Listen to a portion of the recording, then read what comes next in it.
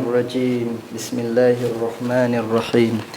Assalamualaikum warahmatullahi wabarakatuh. Semoga koma selamat mendapat rahmat dan mendapat berkat daripada Allah Subhanahu wa taala.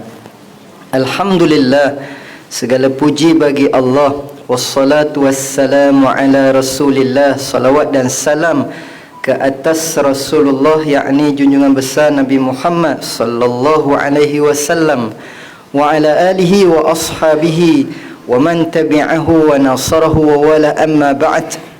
Dan begitu juga salawat dan salam ke atas keluarga baginda, para sahabatnya, mereka-mereka yang mengikuti dan menyokongnya.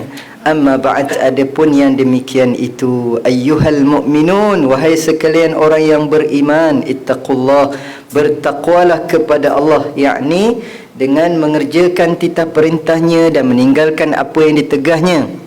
Usikum wa iyaya bitaqwallah, teman berpesan kepada koma dan berpesan kepada diri sendiri, moh kita sama-sama bertakwa kepada Allah.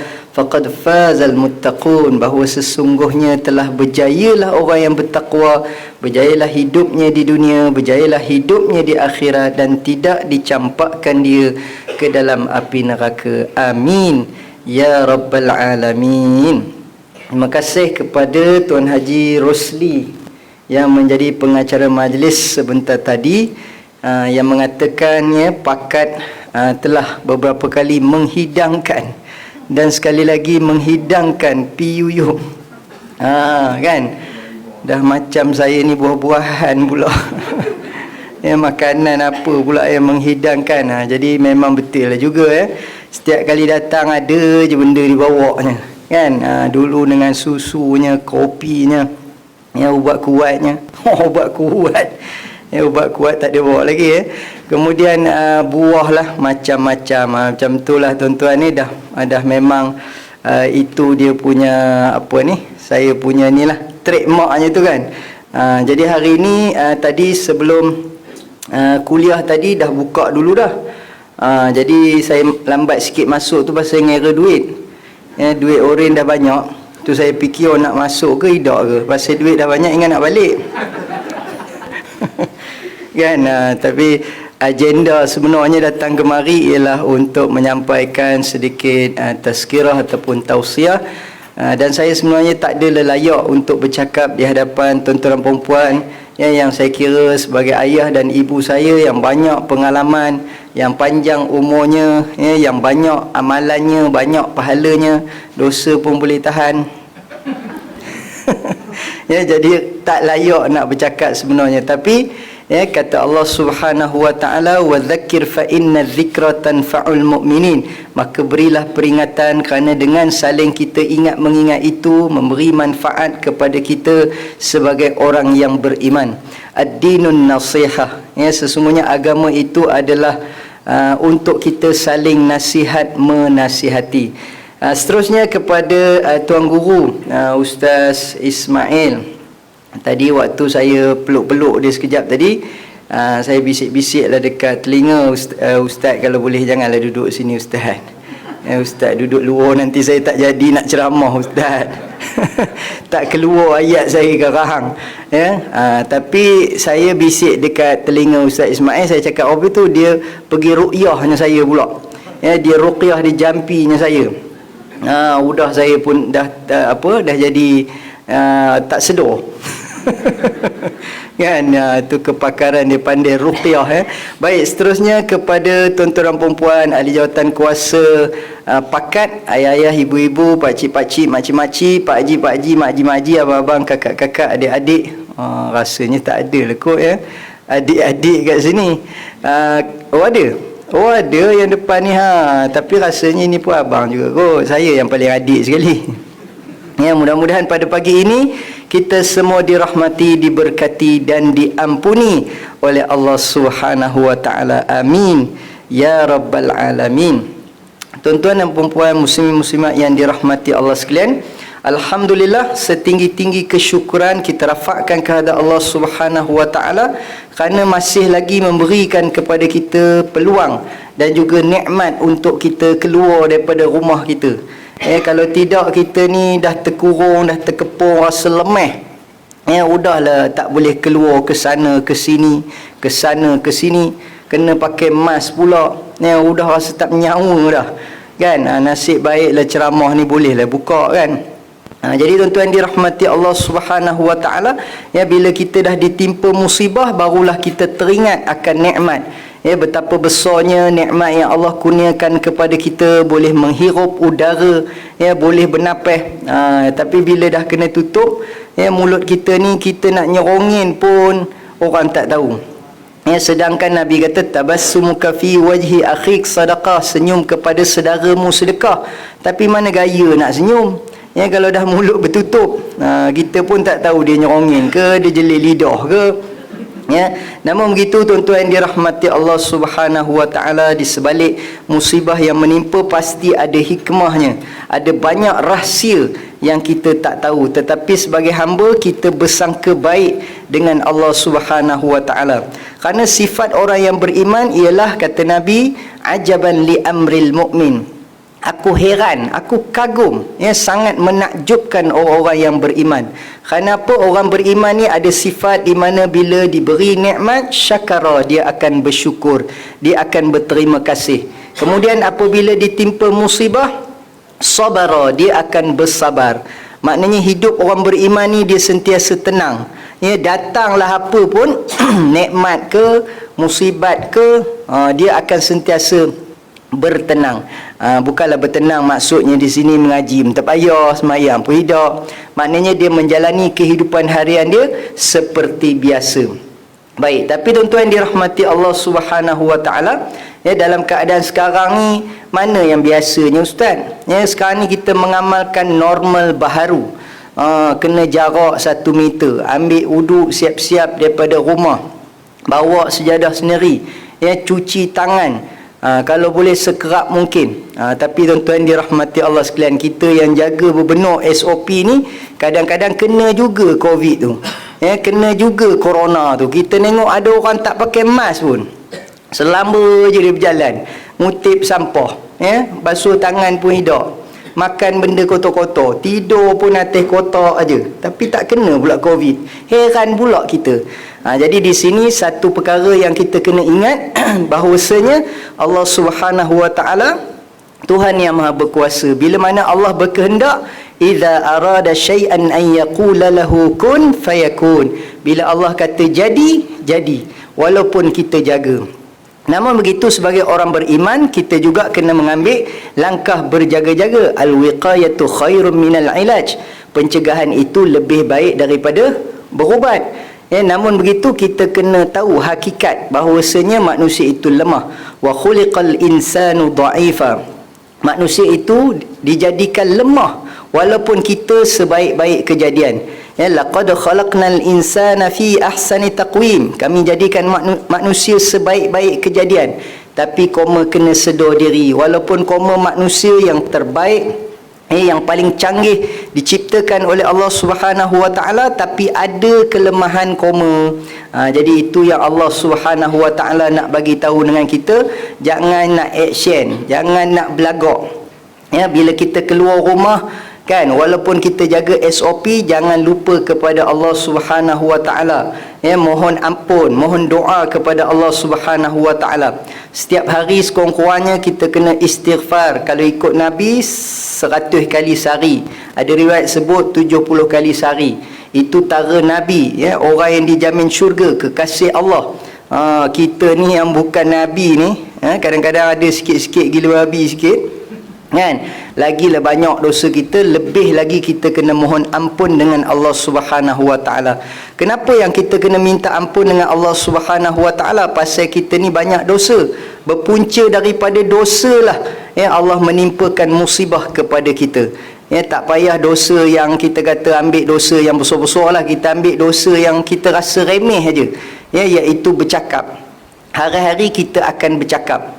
Man kathura kalamuhu kathura saktuhu, wa man kathura saktuhu kathura dhunubuhu, wa man kathura dhunubuhu fannaru awla bih. Barang siapa banyak cakapnya, maka banyaklah salahnya. Barang siapa banyak salahnya, maka banyaklah dosanya. Barang siapa yang banyak dosanya, maka nerakalah yang selayak baginya. Jadi punca Allah menimpakan musibah kepada kita kerana banyaknya dosa yang kita lakukan.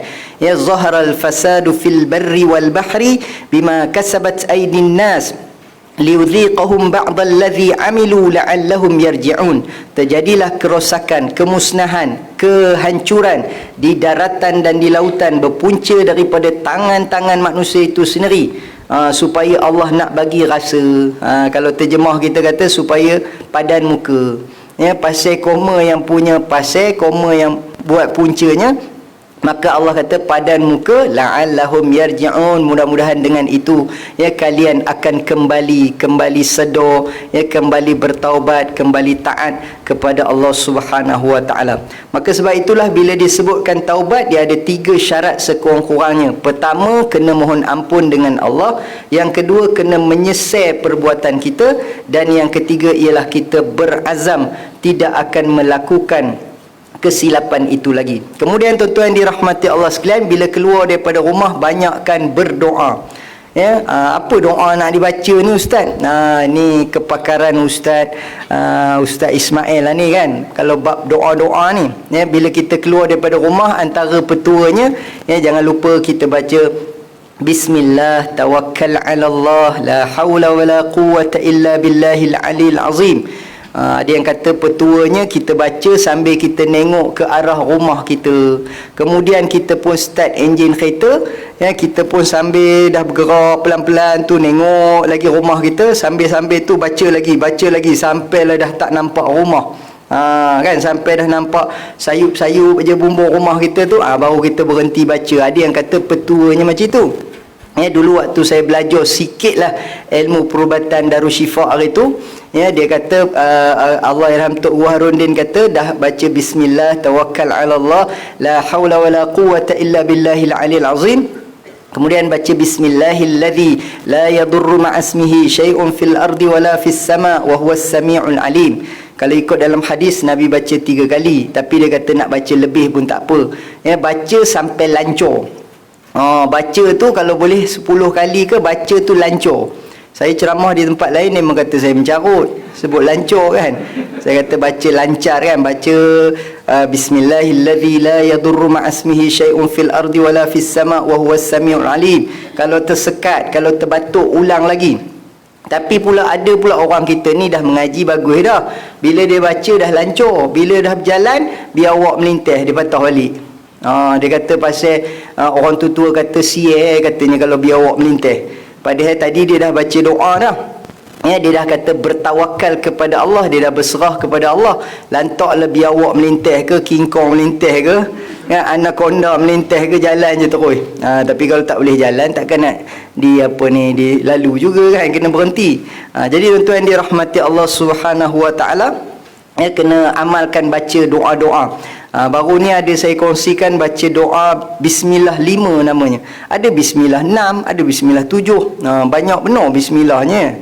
Ya, Bismillahirrahmanirrahim, Bismillahirrahmanirrahim, Bismillahirkafi, Bismillahilmu'afi, Bismillahilladzi la yadurru ma'asmihi syai'un fil ardi wala fis sama' wa huwas sami'ul alim. Ya, waktu kita belajar tu dia kata sebenarnya tak payah pergi cari ustaz, tak payah pergi cari Tok Imam, jampi diri sendiri aja. Boleh ke Tok? Boleh katanya. Ya, janji kamu pandai baca ayat tu, lancar baca, lepas tu jampi je diri sendiri. Baca, tiup pada tapak tangan, ya, sapu. Sapu pada tempat yang sakit. Rupanya jampi diri sendiri pun boleh juga. Ya, tapi nanti ustaz yang tukang jampi ni tak laku pula. Ya, pasal dah semua pakat jampi diri sendiri. Jadi kadang-kadang kita bertemu dengan ustaz, ya, bertemu dengan tok guru, bertemu dengan tok imam tu kerana mengambil berkat daripada ilmunya, daripada amalnya, ya, daripada solehnya. Mungkin kita ni tak berapa nak soleh walaupun nama Saleh, ya, tapi orangnya tak berapa nak soleh.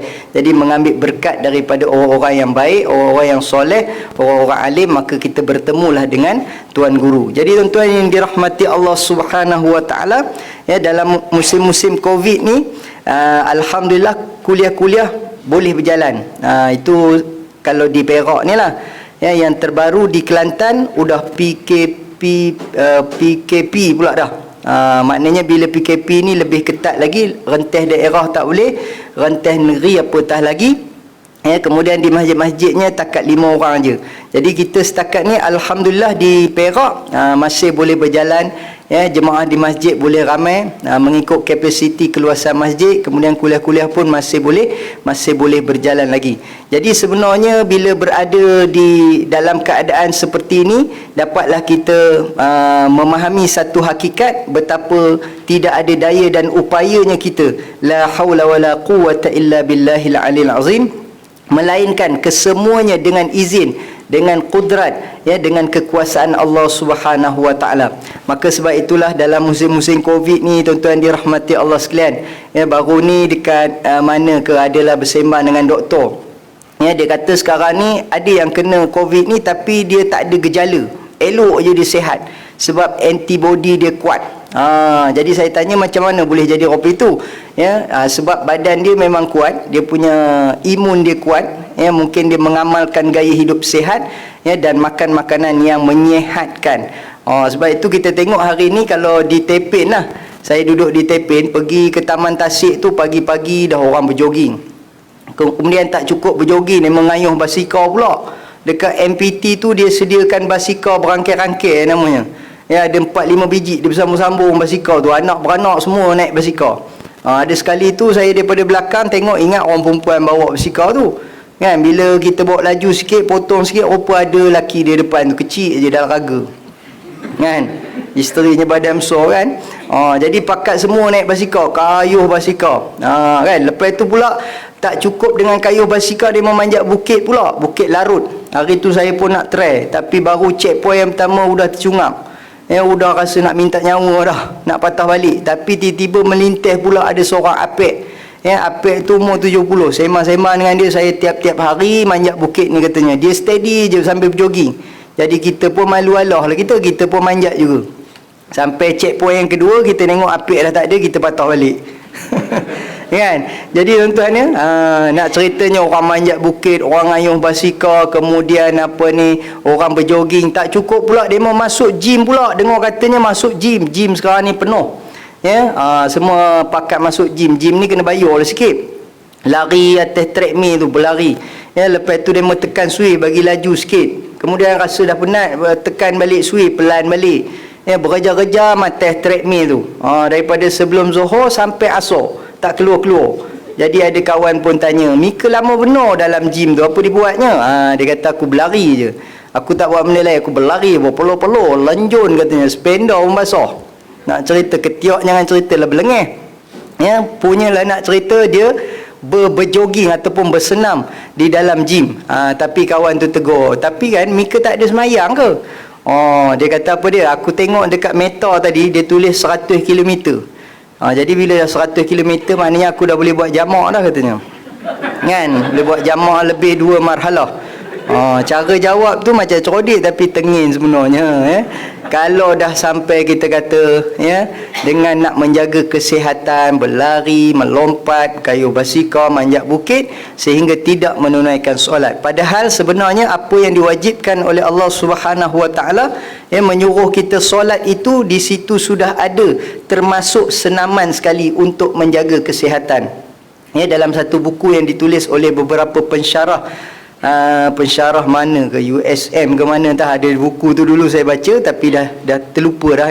Ada 5 orang kalau tak silap, termasuk seorang tu Chinese yang bukan Muslim. Dia menulis tentang kebaikan pergerakan dalam solat. Kalau betul-betul ialah kita rokok mengikut sebagaimana yang diajarkan oleh Nabi, sujudnya, kemudian iktidalnya, tumakninahnya, semualah pergerakan dalam solat itu sebenarnya sangat baik untuk kesihatan. Hari ini pun mereka dah viral beberapa video di mana sebenarnya antara cara untuk kita menguatkan kita punya sistem imun kita ditunjukkan oleh doktor-doktor daripada barat, iaitu pergerakan seperti yang kita lakukan di dalam solat. Antaranya orang ketika sesak nafas, ketika dia tak boleh menafas, itu yang menyebabkan dia sampai mati kerana Covid ni. Rupanya antara dia punya kaedah senamannya ialah dia kena tunduk, dia kena sujud. Untuk entah macam mana dia ceritalah dalam video tu. Jadi rupanya itulah pergerakan yang kita lakukan di dalam solat yang sangat baik untuk kesihatan, yang mencegah kita daripada pelbagai jenis penyakit. Dan yang video yang terbaru saya tengok, virus corona ni dia akan jadi mengecut dan juga tidak aktif apabila dengar azan. Saya pun tak pastilah apa video yang diviralkan tu betul ke tidak, tapi katanya di barat mereka menyuruh komuniti Islam mengumandangkan azan walaupun tak masuk waktu, kan. Ada satu ketika tu dia berkata koma azan. Kan demo pun cakap Perak jugalah. Koma azan dia kata, kan. Demo pun pakai azan daripada bilik masing-masing, daripada apartmen, daripada rumah masing-masing. Didapati virus corona itu menjadi mengecut dan menjadi lemah apabila dengar azan. Jadi itu telah ada di dalam agama kita, telah ada di dalam Islam. Maka sebab itulah berdasarkan hadis juga, sebenarnya kata Nabi, kan, apabila seseorang itu terkena wabak ataupun ta'un ataupun pandemik ataupun penyakit berjangkit, sebenarnya kalau katalah dia kena kemudian dia sakit dan akhirnya dia mati kerana penyakit tersebut, maka matinya itu dikira syahid jika dia sabar dan redha dengan ketentuan Allah Subhanahu Wa Taala. Maka sebab itu orang Islam ni dia tak ada rasa takut kepada kematian. Kalaulah kita takut mati, tuan-tuan ni, kita akan rugi. Kenapa? Sebab bila dah mati baru dapat masuk taman syurga, iaitu dalam kubur. Seperti mana yang Nabi kata, kubur itu boleh menjadi raudhatun min riyadil jannah, satu taman daripada taman syurga. Bila kita dah mati baru boleh masuk syurga. Kalau tak nak mati, tak merasalah kita masuk dalam taman syurga, apatah lagi nak masuk dalam syurga. Maka sebab dia punya, apa nak cakap tadi, lupa pula dah.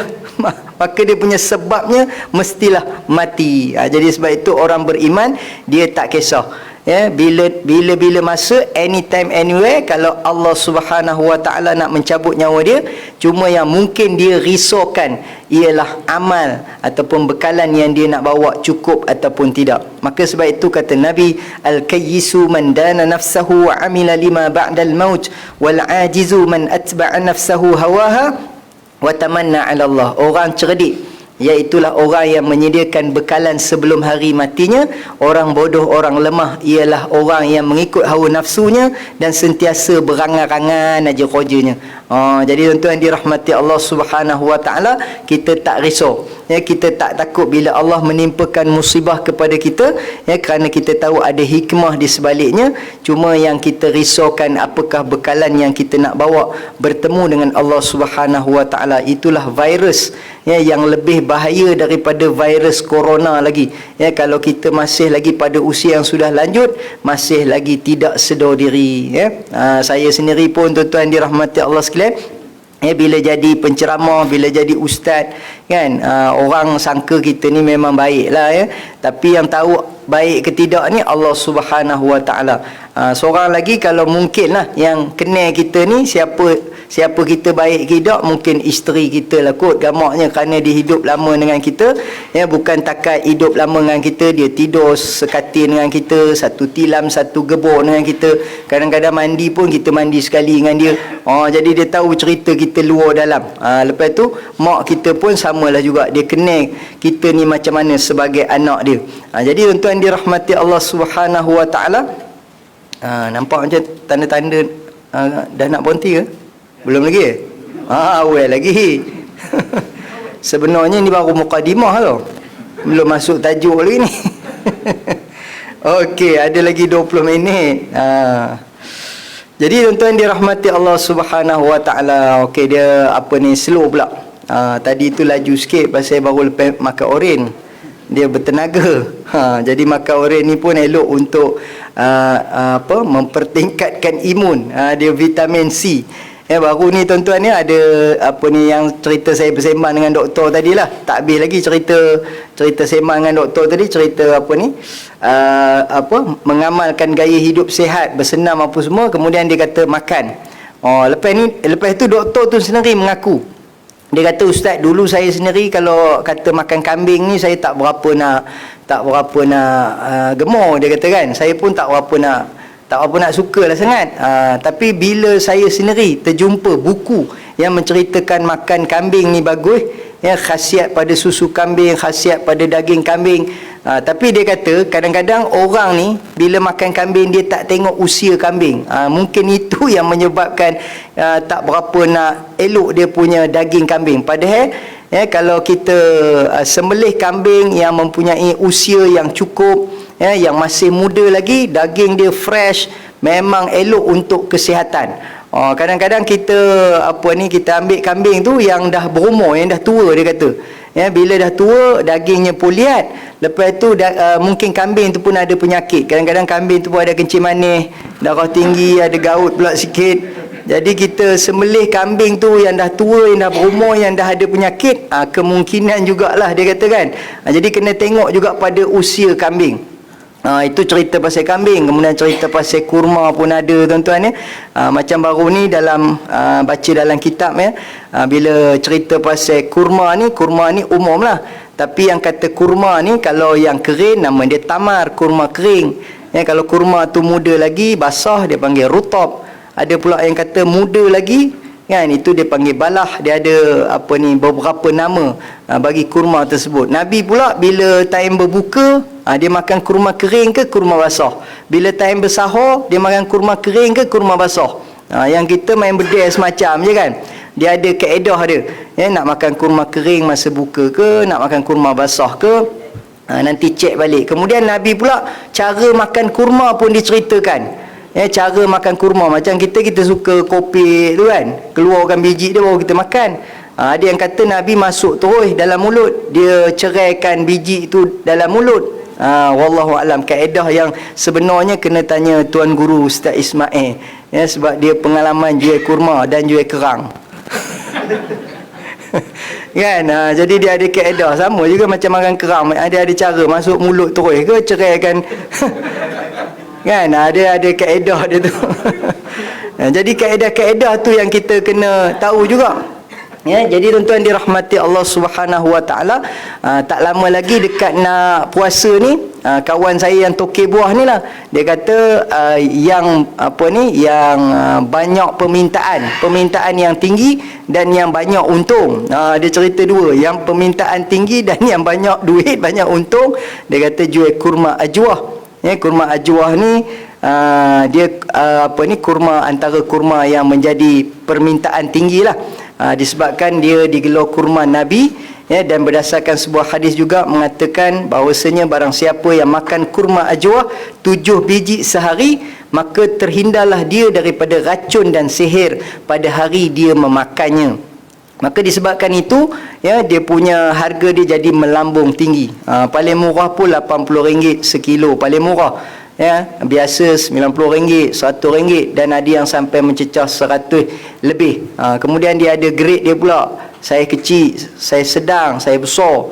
Ada yang kata kurma ajwah aliyah pula.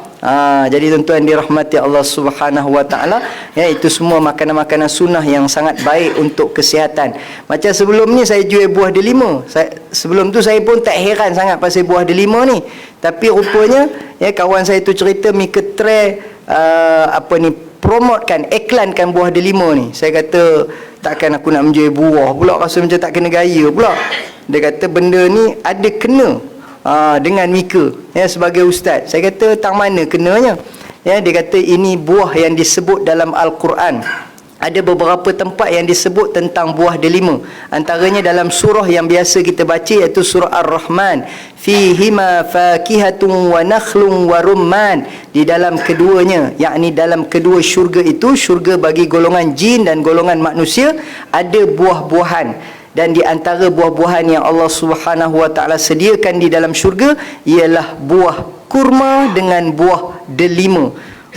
Kemudian tuan-tuan, ada pula kawan saya yang mengaji di Madinah. Dia cerita apa dia? Dia kata, Mika perasan tak, kenapa dalam syurga Allah bagi kita ni kekuatan dilayan oleh bidadari, ataupun bidadari melayan kita, kan? Ramai. Kalau ikut hadis-hadis yang Nabi cerita kan, satu orang lelaki tu berapa ramai bidadari yang layan dia. Dia pun gemar lah kan, bidadari siapa tak gemar. Bidadari ni wanita ataupun anak dara sunti syurga. Kerana itulah yang disukai oleh orang lelaki. Jadi Allah tak bagi sikit. Atas dunia takat 4 pun, itu pun tak lepas. Kan, takat seorang aja nak masuk yang kedua tu pun jenuh. Sebab dia kata jangan minta izin, minta maaf aja. Minta izin sampai bila tak dapat, dia kata kan. Nak pergi ke 4 tu pun tak dapat, tapi dalam syurga nanti Allah bagi lebih daripada 4. Sehingga ada riwayat mengatakan 70 orang atas satu katil je 70. Ya, satu bilik ada 70 katil. Ya, walaupun hadis tu lemah, tapi kata ulama itu sebagai satu hadis yang boleh memberi motivasi kepada kita, itu tak ada masalah. Kan, setiap penghuni syurga dapat sebiji istana ataupun sebuah mahligai. Satu istana ada 70 bilik, setiap bilik ada 70 katil, setiap katil ada 70 orang bidadari sedang berada di atas katil melambai-lambai. Abang Rosli katanya, Abang Rosli marilah kemari kan. Jadi itu satu motivasi kepada kita, ya, mudah-mudahan Allah masukkan kita ke dalam syurga. Selain daripada ada bidadari, jadi kawan saya ni kata, kenapa Allah bagi kita melayan bidadari tu ramai sangat, atas dunia kita tak larat? Maka sebab itulah di antara makanan-makanan ahli syurga ialah buah-buahan yang memang banyak khasiatnya. Antaranya ialah buah delima. Dan kawan saya ni kongsikan, kalau Mika amalkan makan buah delima ni setiap hari, dia kata memang bertenaga, lain macam tenaganya, tak payah beli ubat kuat. Dia nak kaitkan ke situ sebenarnya. Ya, jadi ceritanya itulah kebaikan ataupun khasiat makanan-makanan ahli syurga. Jadi Ustaz jual buah oren ni ada ke pula dalil? Nak tanya itu pula, ada ke pula dalil kata oren? Sebab Ustaz ni jual apa pun dia ada aja. Kan, hari tu sebelum ni saya jual kunyit hitam. Jual kunyit pula, dia kata ada dalil. Kan, rupanya dalam Al-Quran ada juga sebut pasal kunyit zanjabil. Ada cerita, tapi tak naklah cerita tu, panjang pula ceritanya sekarang. Udah jadi macam promosi pula. Jadi tuan-tuan dirahmati Allah Subhanahu wa taala, ya, demikianlah kita kena mengamalkan gaya hidup sihat, tetapi yang paling menyihatkan ialah apabila kita melakukan solat dengan sempurna. Maka sebab itulah Nabi pernah bertanya, siapakah pencuri yang paling handai, yang paling terror sekali? Kalau ikut jawapan kita ni tuan-tuan, ni orang yang boleh rompak bank, ya, dalam keadaan dia boleh cabutnya mesin ATM tu, lepas tu tengok dekat CCTV buat pis sambil nyerongin. Tu kira hebatlah pencuri tu kan. Langsung dia tak takut. Tapi rupa-rupanya Nabi kata pencuri yang paling terror ialah pencuri di dalam solat. Kan, sahabat pun kata, dalam solat pun boleh mencuri. Dulu kita pernah dengar juga, ya, ada viral dekat masjid mana entah. Kan, sambil dia solat, rupanya dia datang bukan nak solat pun. Sambil dia solat tu, rakaman CCTV menunjukkan bila time orang rokok, orang sujud, masa itulah dia mencuri beg tangan orang perempuan. Ya, masa itulah dia mencuri dompet, mencuri jam dan seumpamanya. Malah ada masjid-masjid yang kipeh pun kena curi. Time semayang tu, time orang semayang, dia mencabut kipeh. Sampai punya teruk sampai macam tu sekali. Adakah itu yang dimaksudkan mencuri di dalam solat? Rupanya Nabi kata pencuri yang paling terror ialah pencuri di dalam solat, iaitulah orang yang tidak sempurna tumak ninahnya, yang semayangnya laju, patuk ayam, ya, punya laju, tak dan. Kita ni kalau tak nak baca apa-apa pun, ya, yang sunat-sunat tu lah, masa kita rokok, subhana rabbiyal azimi wa bihamdih, biasa kita baca 3 kali, tapi dia tak nak baca pasal dia kata sunat, maka ulama kata sekurang-kurangnya menyebut subhanallah. Kan, ini langsung sup pun tak. Jangan kita wirid macam yang selalu kita dengar ustaz-ustaz tegur lah, ya, bila kita kata ilahana ya rabbana subhanallah sebelah. Tak ada bunyi subhanallah, dia sebut sebelah. Jadi kan, menyebut pun dah salah, maka dilaknat pula, ya, bukannya mendapat ganjaran pahala. Ini subhanallah pun tak sebut, rokok terus bangun, itu namanya semayang, ya, patuk ayam. Semayang seperti ayam mematuk makanan. Jadi itulah pencuri yang paling terror dalam dalam solat, kata Nabi. Jadi tuan-tuan, ya, kita pernah juga dengar cerita, ini cerita dulu lah ni, beberapa tahun yang lalu di Indonesia. Kan, di Jawa Timur ada satu pesantren, imam dia semayang laju, ya, solat tarawih 20 rakaat dibantingnya 7 minit. kan. Sebab dia kata dah lama dah dia mengamalkan, dah 100 tahun dah macam tu.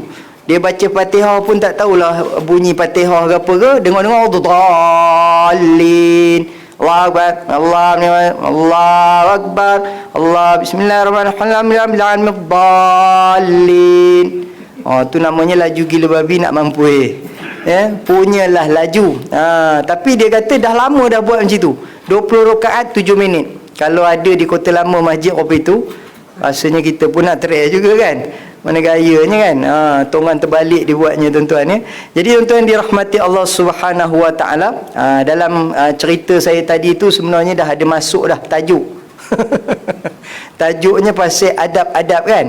Jadi kita ni dengan Allah Subhanahu Wa Taala kenalah beradab supaya kita ni menjadi hamba yang dikasihi, yang disayangi oleh Allah Subhanahu Wa Taala, maka barulah Allah tidak menimpakan musibah kepada kita.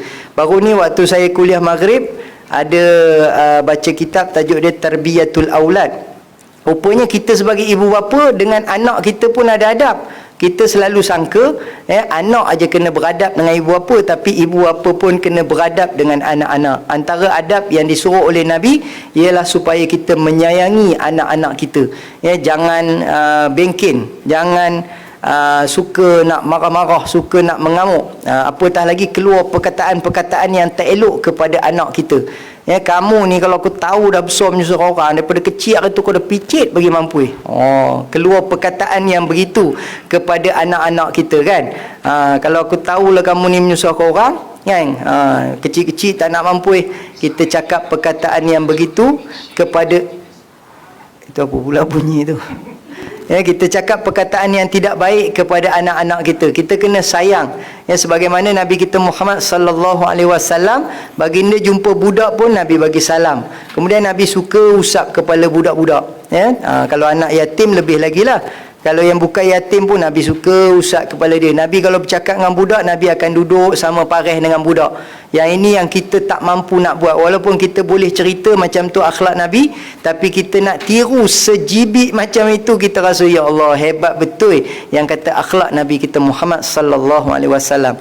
Kita ni dah lah bercakap dengan budak sambil berdiri, sambil jegir mata pula tu, sambil tengkin pula budak, kamu sabar. Jenis macam tu kan. Orang buat apa kan. Kadang-kadang budak-budak kabur dekat saya, ustaz, saya kalau jumpa pak cik tu, dia suka jegir, dia suka marah-marah, tapi dia bercakap saya pun tak faham kenapa. Pak cik tu dia apa, dia orang sabar, macam ni cakap macam tu. Saya kata kalau pak cik ni bila time dia macam tu, dia akan cakap Jepun, saya kata. Kadang-kadang memang kita tak faham. Tambah kalau di masjid kan, dia kalau marah budak-budak belakang, tak apa, dia jenis cakap macam tu, cakap Jepun. Sampai budak pun tak faham. Jadi tuan-tuan dirahmati Allah Subhanahu Wa Taala, adab dengan budak-budak kena sayang. Kemudian orang yang dipanggil budak-budak ni, remaja ataupun orang muda, dengan orang tua pun Nabi suruh beradab. Adab orang dewasa kepada budak-budak, adab budak-budak kepada orang dewasa. Laisa minna man lam yarham saghirana, bukan daripada kalangan kami orang yang tidak mengasihi man lam yarham saghirana, orang muda, budak-budak. Laisa minna man lam yuqir kabirana, bukan daripada kalangan kami budak-budak, orang muda yang tidak menghormati orang tua. Jadi ibu bapa kena sayang dengan anak, anak-anak pun kena sayang dengan ibu bapa. Demikianlah Islam mengajar kita tentang adab. Laisal yatim yatimul walidain, bukanlah dikatakan orang itu yatim ataupun anak yatim yang tak ada mak bapak, disebabkan dia tak ada mak bapak itu dipanggil yatim. Tetapi yatim yang sebenar, walakinnal yatim yatimul ilmu wal adab, yatim yang sebenar ialah yang tak ada ilmu dan tak ada adab. Maka sebab itulah tuan-tuan dirahmati Allah Subhanahu Wa Taala, sebagai ibu bapa, kalau kita nak cari calon menantu pun kita digalakkan supaya melihat kepada adab bakal menantu kita tu. Dan bila yang datang meminang itu, kata Nabi, yang baik dari segi agama dan juga adabnya, maka terimalah pinangannya. Jadi kalau kita tak menerima pinangannya, orang tu bagus, dikenali sebagai orang alim, orang yang soleh, kemudian orang yang beradab, maka tunggulah kehancuran. Tapi kita ni kadang-kadang ialah kita nak memilih bakal-bakal menantu kita tu yang handsome, yang pangkat besar, yang gajinya besar. Itu yang menjadi ukuran kita. Tetapi kita sebagai orang beriman, orang yang dah mengaji ni, Nabi pesan, Nabi suruh pilih bakal menantu kita, ya, ataupun bakal suami kita itu ialah orang yang soleh, orang yang alim, orang yang baik dari segi adabnya, maka insya-Allah bahagialah dia. Jadi ngam-ngam dah pukul 11.30, ya, jadi bolehlah kita berhenti, ya. Sebab nampaknya pun semua macam dah tak sabar nak balik, nak makan oren. Jadi sekadar itu sajalah. Saya minta ampun, minta maaf jika ada salah dan silap. Sebenarnya nak kejar masa juga ni, ada pula satu lagi program di Batu Kurau. Lepas tu programnya tu lebih kurang jugalah, ya, jual oren dengan ada tazkirah jugalah. Itulah programnya pun. Jadi dalam sebulan ni sajalah nak iklan, saya memang mengimport kawan saya lah daripada KL tu, dia memang mengimport buah oren. Bulan lepas buah delima. Jadi masa saya jual oren, ada orang tanya buah delima ada tak?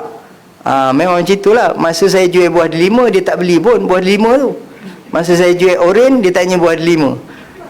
Lepas tu sekarang nanti dia tanya pula buah lain. Masa nak pulas telinga ya. Kan? Tak tahulah dia memang jenis macam mana orang jenis macam tu kan. Kita jual delima, dia tak beli. Bila kita jual buah lain, dia tanya buah delima ada tak? Tapi yang tadi makcik-makcik yang tanya saya tu dah beli dah buah delima hari tu. Cuma dia kata sedap, ya, manis buah delimanya. Buah delima Mesir, kemudian oren ni pun daripada Mesir juga. Ya, kalau ditanya orang-orang yang mengaji Mesir, dia kata gelar buah oren ni Abu Surrah. Maknanya pusat, ya, bapak pusat. Surrah tu pusat. Jadi ada petua yang mengatakan nak tengok buah oren, buah limau ni manis tak manis, tengok pada dia punya pusat. Kalau besar pusatnya, manislah buah tu. Tapi setakat ini saya tengok pusat dia kecil ke besar ke semua manis belaka.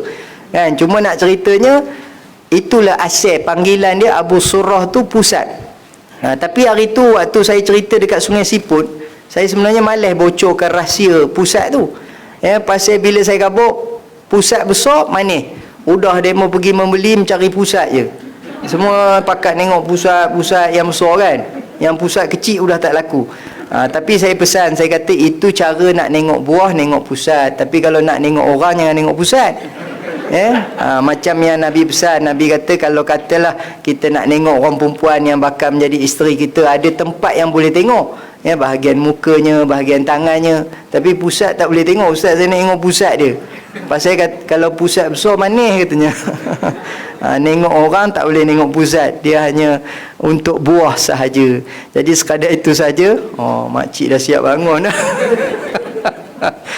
Masih ada lagi buah oren tu, tinggal sikit lagi. Sebiji RM2. Siapa beli 15 biji dapat percuma sebiji. Tadi ada yang beli sekotak, ada 2 orang beli sekotak, saya bagi lagi diskaun. Banyak jimatnya. Siapa beli sekotak dah jadi RM90. Jimat RM40. Sekotak tu ada RM64. Tapi saya jadi rugi sikit lah siapa beli sekotak. Beli biji-biji je lah, untung sikit. Okey, terima kasih banyak. Assalamualaikum warahmatullahi wabarakatuh. Oh, ni.